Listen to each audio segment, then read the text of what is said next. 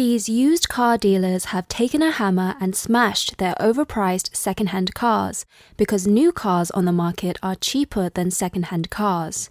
So even though they continue to reduce the selling point, no one is interested. Just like the COVID-19 virus, an unprecedented price war recently broke out in China's car sales industry, which started in Wuhan, Hubei province, and has swept across the country in a matter of days. Some car models have been reduced by nearly 50%, and it's not just the bottom or mid-tier brands, but also includes the top-tier brands, including BMW, Mercedes-Benz, and Audi. With doubts about the economic recovery still looming over the Chinese financial sector, what are the reasons behind this crazy price war? What will the outcome be? In early March, the Hubei province joined forces with many car companies to launch a government enterprise subsidy policy, which means that whilst enjoying the price reductions from car companies, car buyers can also receive government subsidies ranging from 5,000 to 90,000 RMB. According to the Chinese media, many car companies in Hubei province are participating, with Wuhan-based Dongfeng Group, China's second-largest car manufacturer, being the main supporter. The Citroën C6, originally priced at 210,000 RMB, can be bought with a government subsidy of 90,000 RMB, so the final price would have been reduced by almost 40% and purchased for only 120,000 RMB. The Citroën C3 XR was even more heavily discounted, as the original price was 114,000 RMB, and with a 58,000 RMB subsidy, the final price is 50% of the original price. Such a drastic price cut has immediately triggered a rush for people to buy cars. Even people from other provinces are asking their friends and relatives in Hubei to purchase on their behalf or directly flying to Hubei themselves. After the news broke out, many other local governments and car manufacturers followed suit, and the price war in China's car market escalated. Car companies, dealers, and local governments have been taking turns promoting car purchases by offering incentives and subsidies. According to Times Media's incomplete statistics, as of March 13th, more than 40 car brands have participated in this price war, and more than 86 models have had their selling price adjusted. For some dealers, the massive price cut will allow them to clear their stock, but the low prices would undoubtedly make it difficult to make a profit. For second-hand car dealers, it is an almost fatal blow. China Fund News pointed out that the price cut is the most severe price war in the history of Chinese automobiles, with an unprecedented number of participating regions and brands. We have also noticed that the price cuts are mainly on fuel vehicles, but if we were to really trace back to the start, we can see that it began with the price cut of new energy vehicles led by Tesla. According to an analysis by Chinese media Security Times, there are several reasons for this fierce price cut. Firstly, the decline in sales volume and high inventory. Secondly, the impact of the new energy vehicle market, especially those brands that jointly sell fuel cars. And thirdly, the most significant impact is from the price reductions of new energy vehicles, starting with Tesla cars, which has put a lot of pressure on fuel cars. The last reason, perhaps, is related to the Chinese policy of the implementation of the national 6B emission standard at the end of June 2023, which means national 6A standard fuel vehicles will not be licensed from July 1st, forcing some fuel vehicles to be liquidated. China's 3-year pandemic lockdown has resulted in a large number of cars being sold at a really slow pace, with dealerships having car parks full of new cars ready for sale. After the end of the zero-COVID policy, China's car sales have still not picked up again. According to data released by the China Association of Automobile Manufacturers, in January 2023, China's auto production and sales both showed a double-digit decline year-on-year. Monthly production and sales were 1.594 million, down 33.1% and 35.5% from the previous month, and a 34.3% and 35% decrease year-on-year. But China's vehicle production and sales volume increased significantly in February, reaching 2.032 million and 1.876 million respectively, up 27.5% and 19.8% from the previous month, and 11.9% and 13.5% year-on-year. Among them, production and sales of new energy vehicles reached 552,000 and 525,000 units respectively, representing a year-on-year increase of 48.8% and 55.9% with a market share of 26.6%.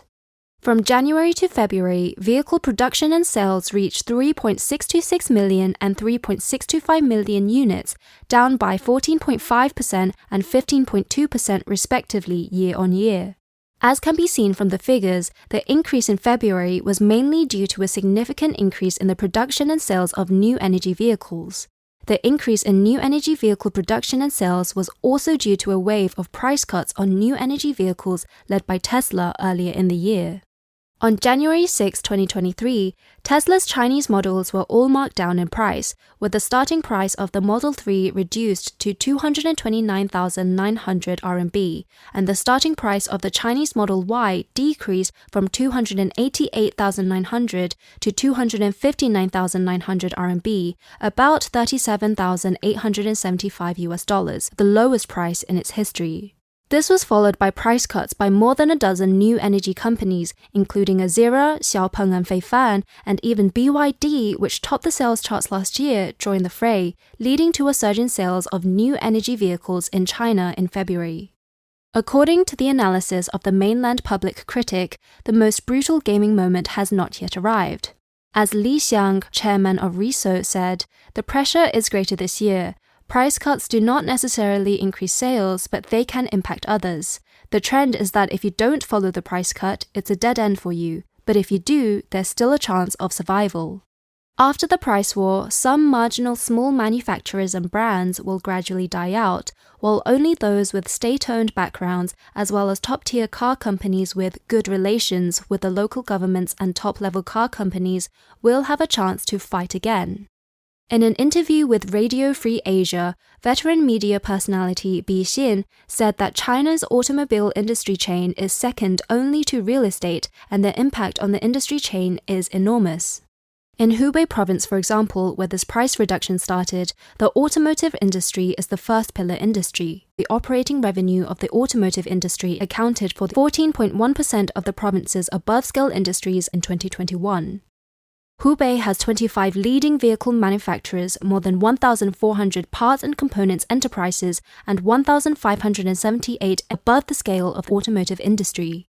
In an interview with Radio Free Asia, Sun Nansheng, a private car user in Wuhan who understands more about the automobile industry in Hubei, said that if local car companies close down, not only will workers lose their jobs, but other industries will also be impacted, including thousands of upstream enterprises of car companies which will face a crisis of survival. That's why the government is providing subsidies to stimulate consumption and help the car companies to clear their inventories to prevent them from closing down due to a break in the capital chain, and at the same time to boost the economic recovery. However, some academics have pointed out that China's residential car market is already saturated and competition will become more fierce in the future. According to China's latest national census, there are nearly 500 million households in the country, and statistics show that in 2022, the number of cars in China exceeded 307 million and the car market is reaching saturation. Some commentators believe that the current battle for car sales may not be effective in boosting consumption and stabilizing industrial and economic development. Statistics show that there was a net increase of 2.68 million new energy vehicles last year, while fuel vehicles dropped by 2.3 million year-on-year. A large number of fuel car manufacturers have closed down in the past few years. For example, Dongfeng Yulong, which was once a very popular vehicle manufacturer, mainly producing SUVs, had a record sales volume of 60,300 units in 2015 and was known as the dark horse of the industry. But due to its poor performance and high fuel consumption, its sales volume began to drop precipitously in 2016. It became the first traditional car company to die under the new energy tide. The emergence of new energy vehicles will intensify competition in the fuel car market, which may lead to the closure of more traditional car companies. However, the development of new energy vehicles in China is also facing several challenges. Firstly, the state subsidies for new energy vehicles officially ended on December 31, 2022, which means that the industry will switch from being policy-driven to market-driven. At the same time, the ban on China's semiconductor chips imposed by the United States is bound to add to the difficulties in the development of new energy vehicles. The new energy vehicle industry, which has been heavily supported by the government, will have to survive through the cracks, and it is not difficult to imagine bankruptcy or a situation like the massive collapse of chip companies. We'll be highlighting this in our next program, so please subscribe to our channel and we'll try to bring you the fastest, most honest information about China. Please leave us your comments as we delve into the stories behind the news together.